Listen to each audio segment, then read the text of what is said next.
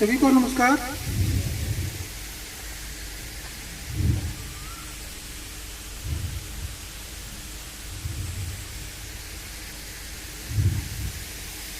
आज बुद्ध पूर्णिमा है।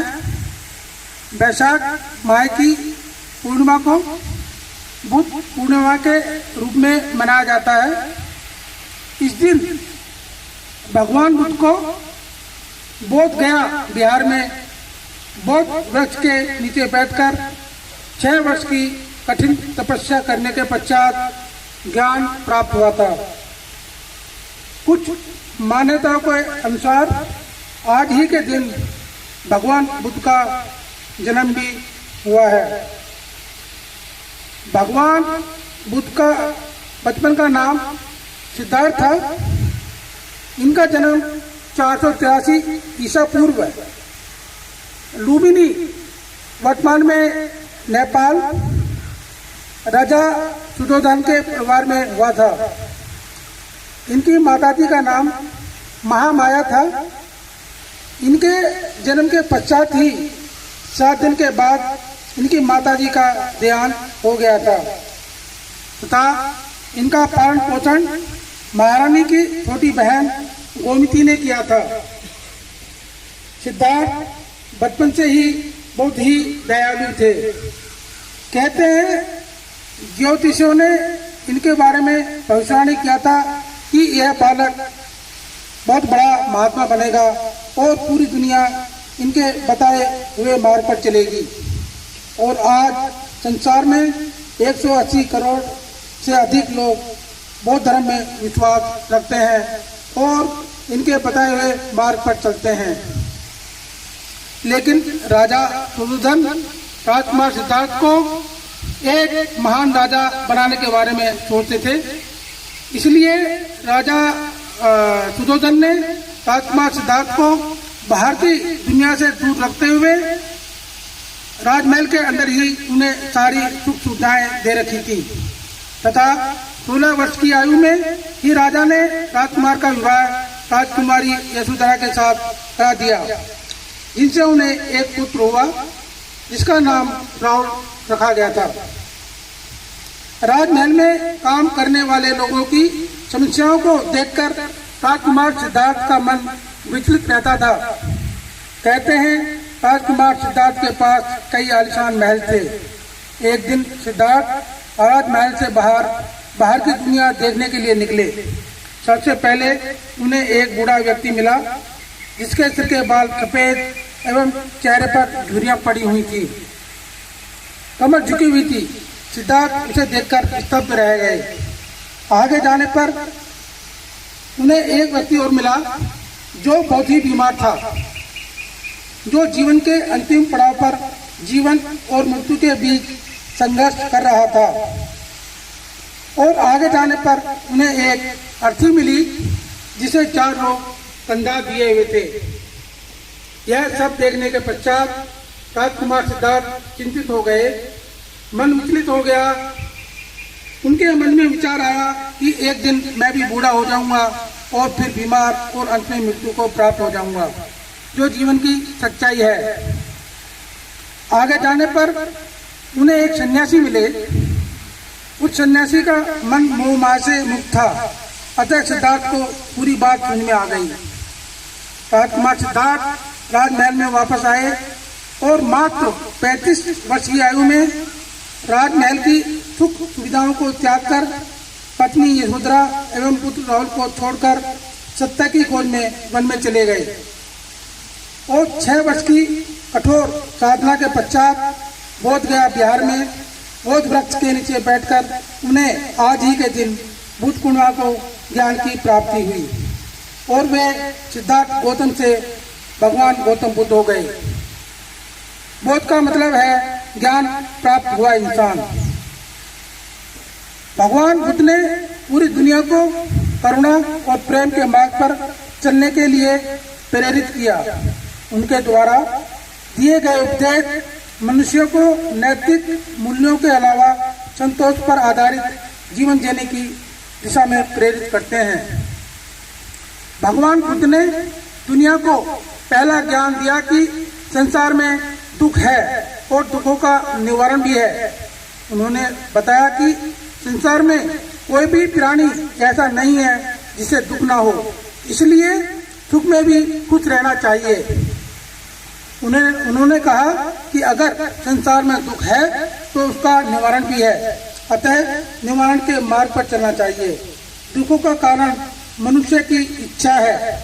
मनुष्य को कोई ऐसी इच्छा नहीं रखनी चाहिए जिसका निवारण ना हो। संसार में ऐसा कोई दुख नहीं है जिसका निवारण नहीं है। भगवान बुद्ध ने कहा था, मानव जीवन मुक्ति प्राप्त करने के लिए मिला है। अपना कार्य करते रहो और अपने कार्य में लीन हो जाओ। अगर हम अपने मन के हिसाब से कार्य नहीं करेंगे तो खाली मन अपने हिसाब से कार्य करेगा, जो मनुष्य के दुख का कारण बनता है। भगवान बुद्ध के साथ हुई एक बात मैं बताता हूँ। एक बार भगवान बुद्ध बाजार से जा रहे थे। उन्हें एक दुखी दुकानदार देखा और उसके दुख का कारण पूछा। दुकानदार ने बताया कि महात्मा, मेरे दुख का कारण यह है कि मेरे एक छोटा बच्चा है, उसके जन्म के समय मेरी पत्नी का देहांत हो गया था और उसकी देखभाल करने वाला कोई नहीं था। इसलिए मैं अपने छोटे बच्चे को अपनी दुकान पर लेकर के आ जाता हूँ। लेकिन मेरा लड़का एक हरकत करता है कि जो भी दुकान पर ग्राहक आते हैं, ये उनकी पगड़ियाँ उछाल कर बाहर फेंक देता है, जिससे जो हमारे ग्राहक हैं वो बड़े विचलित हो जाते हैं और दुकान पर आना बंद कर देते हैं। यही मेरी चिंता का विषय है। महात्मा बुद्ध ने कहा कि मैं आपके दुख का निवारण कर सकता हूं, लेकिन आपको शांत रहना होगा। दुकानदार सहमत हो गए। दूसरे दिन महात्मा बुद्ध उसी दुकान पर गए। उन्होंने एक पगड़ी बांधी हुई थी। दुकान पर जाकर बैठे। बच्चा अपनी आदत के अनुसार उसने महात्मा बुद्ध की पगड़ी उठाई और बाहर फेंक दिया। महात्मा बुद्ध उस बच्चे की तरफ देखे और मुस्कुराए और बोले, जाओ मेरी पगड़ी लेकर के आओ। बच्चा दौड़ा गया और पगड़ी लेकर के आ गया। दूसरे दिन महात्मा बुद्ध फिर दुकान पर गए, साथ में अपना कुछ सामान भी लेकर गए थे। बच्चा आदत के अनुसार महात्मा बुद्ध की पहले पगड़ी फेंकी और सामान भी बाहर फेंक दिया।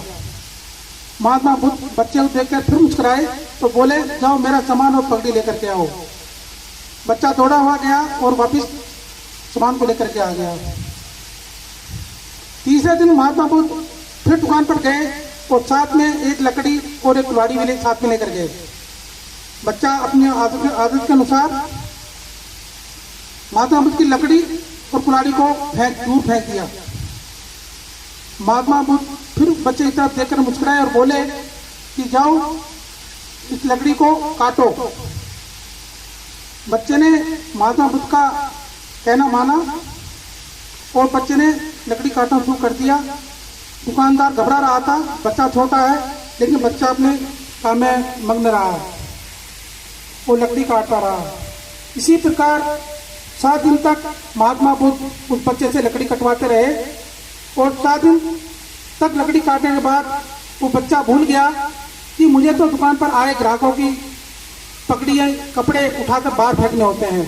वो अपने कार्य में इतना मगन हो चुका था कि वही जो उसका दुखों का कारण था मगन होना। तो ये एक कहानी महात्मा बुद्ध ने कहा है कि खाली मन ही दुख का कारण है। इस कहानी का उपदेश आप और हम पर भी लागू होता है। मनुष्य की उत्पत्ति इस सृष्टि में एक समान हुई है। पानी एक समान रूप से सभी की प्यास बुझाता है। हवा कोई भेदभाव नहीं करती है। खुला आसमान सभी के लिए एक समान है।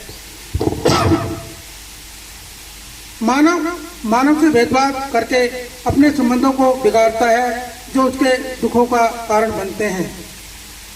सम्राट अशोक ने कलिंग युद्ध जीतने के लिए बहुत लोगों को मौत के घाट उतारा था। अंत में जीत भी हुई। लेकिन युद्ध के दौरान लाशें देखकर उनका मन विचलित हो गया और वे एक बोध की शरण में गए। उन्होंने भगवान बुद्ध के उपदेश सुने और उन्होंने हिंसा का रास्ता हमेशा हमेशा के लिए त्याग दिया था और बौद्ध धर्म को स्वीकार कर लिया था। आप सभी को याद होगा कि भारत रत्न बाबा साहेब डॉक्टर भीमराव अम्बेडकर ने भी महात्मा बुद्ध के मार्ग पर चलते हुए 24 अक्टूबर 1956 को लाखों लोगों के साथ नागपुर के दीक्षा भूमि मैदान पर बौद्ध धर्म को स्वीकार किया था। एक बार की बात है, महात्मा बुद्ध भ्रमण पर जा रहे थे और एक राजा के राज्य में पहुंच गए। वहां के राजा विभीषण को महात्मा बुद्ध के आने की सूचना मिली, तो राजा विभीषण उनके स्वागत के लिए खुद पहुंच गए और साथ में अपने राज दरबारियों को भी लेकर गए। राजा ने महात्मा बुद्ध का बहुत आदर किया, सम्मान किया और उनके सम्मान में राजा ने काफी हीरे जवाहरात महात्मा बुद्ध को दान दिए। जब राजा दान दे रहे थे तो महात्मा बुद्ध एक हाथ से स्पर्श करके उनका दान स्वीकार कर रहे थे। थोड़ी देर के बाद वहां पर एक बूढ़ी औरत आई जो लकड़ी के सहारे चल रही थी। वो महात्मा बुद्ध के पास आई और बोली, महात्मा, जब मुझे आपके आने की सूचना मिली तो मैं उस समय एक अनार खा रही थी और मैंने आधा अनार खा लिया है और मेरे पास आपको भेंट देने के लिए इसके अलावा कुछ भी नहीं है। अगर आप अनुमति देंगे तो मैं ये बचा हुआ अनार आपको भेंट देना चाहती हूँ। महात्मा बुद्ध खड़े हुए, उन्होंने दोनों हाथ फैलाए और उससे बूढ़ी औरत से उनका खाया हुआ अनार भेंट स्वरूप स्वीकार किया। यह देखने के बाद राजा ने सोचा कि मैं इतने हीरे जवाहरात उनको दान दे रहा हूँ, ये केवल एक हाथ से स्पर्श कर रहे थे और बूढ़ी औरत ने अपना झूठा अनार दिया है तो उसको दोनों हाथों से स्वीकार किया है। राजा ने महात्मा बुद्ध से पूछा कि महात्मा कि आपने ऐसा क्यों किया? हमारा दान केवल एक हाथ से स्पर्श कर रहे थे और बूढ़ी औरत से दोनों हाथ से स्वीकार कर रहे थे। महात्मा बुद्ध बोले कि आपने जो मुझे दान दिया है वो आपकी हैसियत के अनुसार 10% भी दान नहीं दिया है और न ही आपने वो दान गरीबों की मदद के लिए दिया है। लेकिन इस बूढ़ी औरत के पास देने के लिए कुछ भी नहीं था सिवाय उसके निवाले के। इस बूढ़ी औरत ने अपना निवाला तक मुझे दान में दे दिया है, इससे बड़ा दान कुछ भी नहीं है।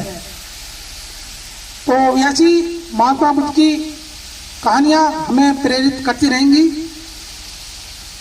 अतः भगवान बुद्ध के आदर्श एवं उपदेश युगों युगों तक इस संसार को सत्य, प्रेम और करुणा की प्रेरणा देते रहेंगे। काश हम भी उनके जीवन एवं उनके उपदेशों से कुछ सीख पाए। जय हिंद।